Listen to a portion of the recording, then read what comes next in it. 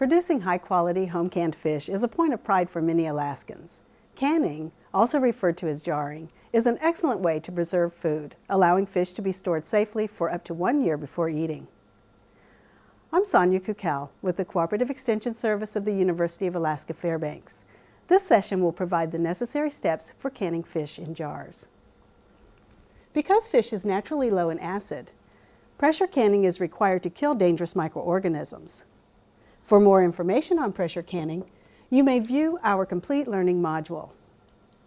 Research on food preservation is an ongoing process. The United States Department of Agriculture and the Cooperative Extension Service continuously apply new research findings to their recommendations for food preservation techniques.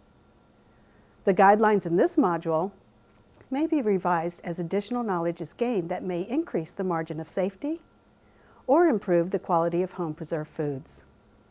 Consult your local Cooperative Extension office annually for updated information.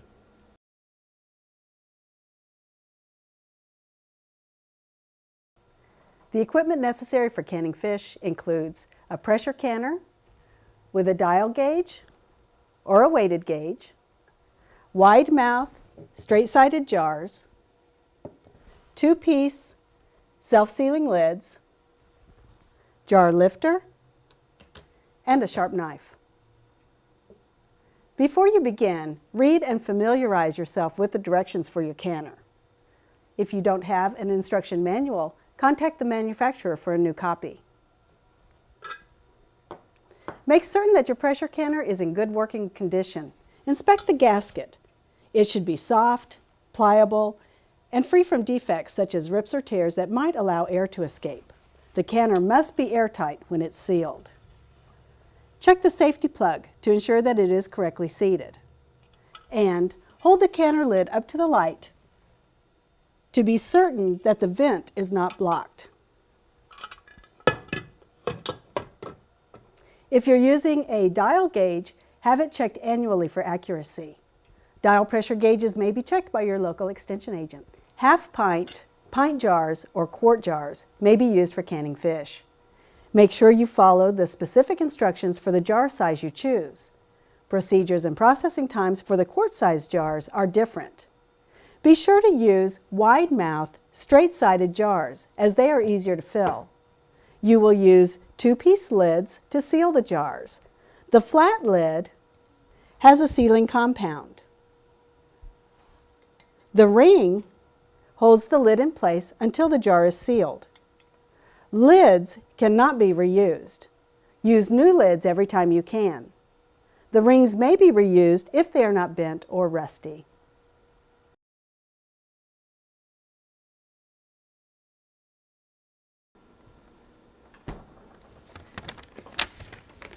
When you catch fish, handle them with care to avoid bruising. Be aware that exposure to the sun or heat may cause the quality of the meat to deteriorate. Bleed fish immediately after catching to increase its storage life. And remove the internal organs. And rinse the fish inside and out. Keep your fish iced, refrigerated, or frozen until you're ready to can. The fish should be stored at temperatures colder than 40 degrees Fahrenheit.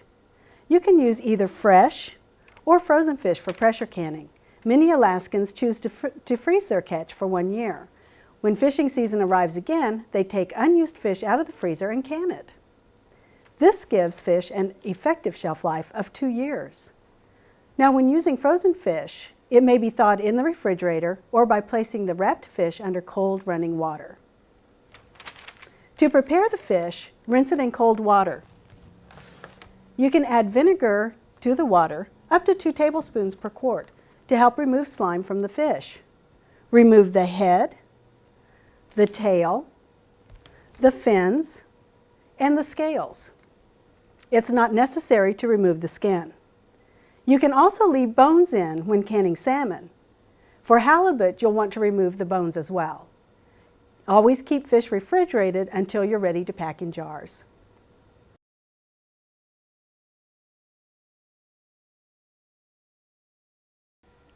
In preparation for canning, wash your jars in hot soapy water.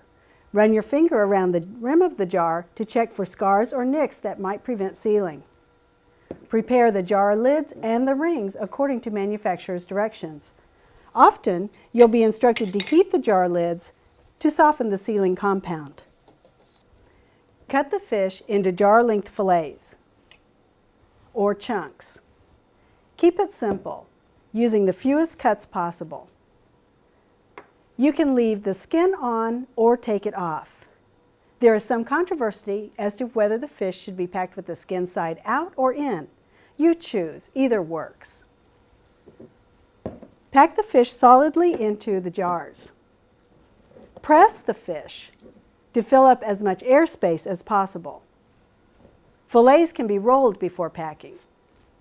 Leave 1 inch of headspace between the fish and the top of the jar.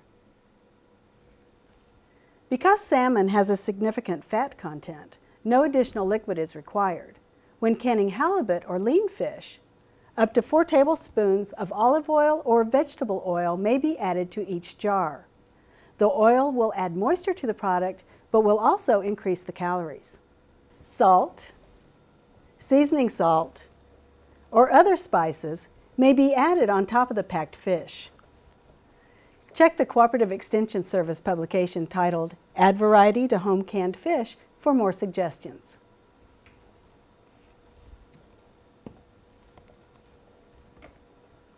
After packing the jar, clean the rim with a damp paper towel or wipe with a dry paper towel to remove any fish oil.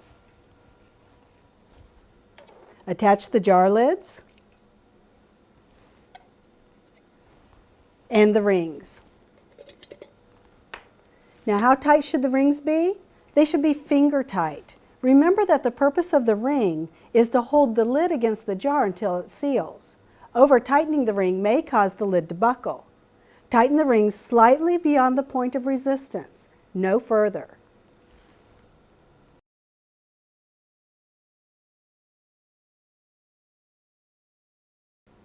To begin the canning process, center the empty canner on the heat source and add 2 to 3 inches of water.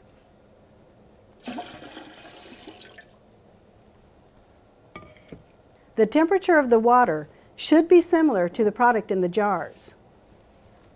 Put a rack in the bottom of the canner. The rack helps to prevent direct contact between the jars and the heat source, causing the jars to break or crack.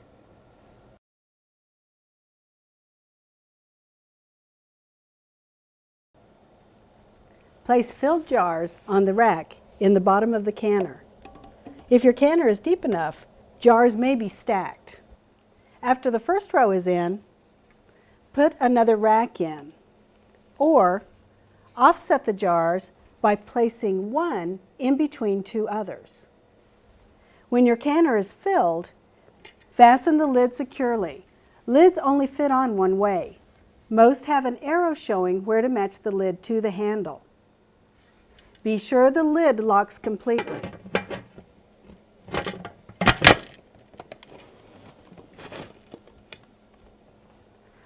Leave the weight off the vent port or open the petcock. As air inside the canner heats, it expands. This pushes the excess air out of the canner through the vent port. Heat the canner at the highest setting until steady steam flows from the petcock or vent port.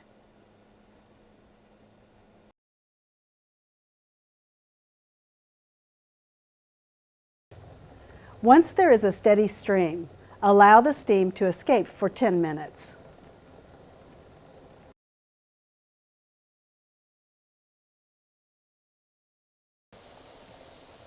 Now, close the vent by shutting the petcock or by placing the weighted gauge on the vent. The canner will pressurize during the next 3 to 5 minutes.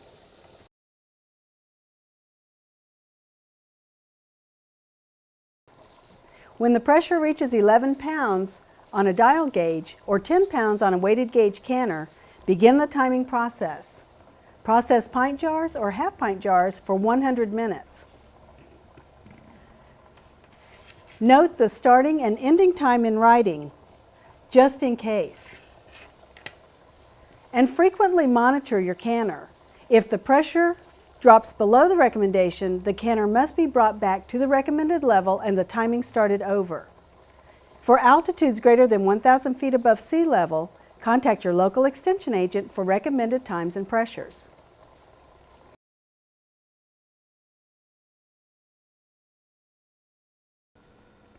Now, if you decide to use quart jars, there are specific procedures to be followed. When using larger quart-sized jars, more time is required to heat the product thoroughly. The total time it takes to heat and vent the canner filled with quart jars should never be less than 30 minutes. The total time may be more than 30 minutes, especially if you have tightly packed jars, are using cold fish, or a larger sized canner such as this one. Once you close the vent and bring the canner up to the recommended pressure, process the quart jars for 160 minutes or 2 hours and 40 minutes.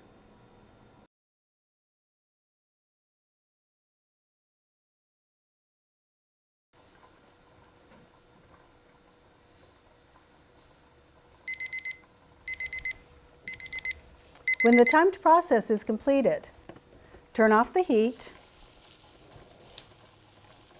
and remove the canner from the heat if possible. Let the canner depressurize. Allow the pressure to drop naturally. Don't apply cold water or a cold cloth to your pressure canner.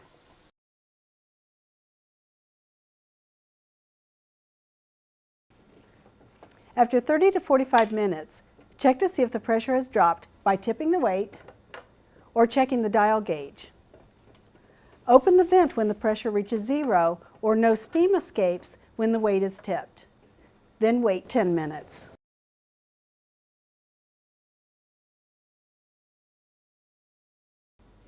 Unfasten the lid and remove it carefully. Lift the lid away from you so that the steam will not burn your face. Remove the jars from the pressure canner with a lifter and place them on a towel or cooling rack. Allow the jars to cool for 12 hours before moving them again. Never rush the cooling process or your jars may break. Jars should be cooled in an area away from drafts because air blowing on hot jars may also cause breakage. Jars will seal as they cool.